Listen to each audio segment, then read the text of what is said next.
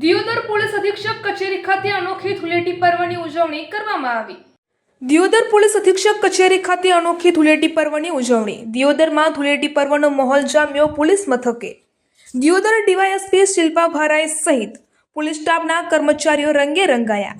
એકબીજા પર નેચરલી ગુલાલ વિવિધ રંગો લગાવી કરી ઉજવણી। પોલીસ કર્મચારીઓએ ધૂળેટી પર્વની કરી ઉજવણી। પોલીસ અધિક્ષક કચેરી ખાતે ઉત્સવનો માહોલ જામ્યો। નૃત્ય ઢોલ નગારા સાથે ધૂળેટી પર્વની પોલીસ મથકે ઉજવણી।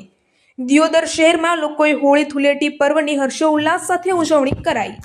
આમ તો હોળી અને ધૂળેટી એ રંગોનો તહેવાર છે અને પ્રજાની સુખાકારી રહે, પ્રજા અલગ અલગ રંગે રંગાયેલી રહે એવી આજે એક પોલીસ અધિકારી તરીકે મારી લોકોને શુભેચ્છા છે। સાથે જ દેશની ભાતીગળ સંસ્કૃતિ છે એ મુજબ ભાતીગળ પરંપરાગત લોકોએ પણ આવી અને એમના જે પરંપરાગત ગાણાઓ છે, પરંપરાગત જે નૃત્ય છે, વાદ્ય છે એ બધું કરી અને અમારી સાથે એમને પણ રંગેચંગે આ પ્રસંગ ઉજવ્યો છે।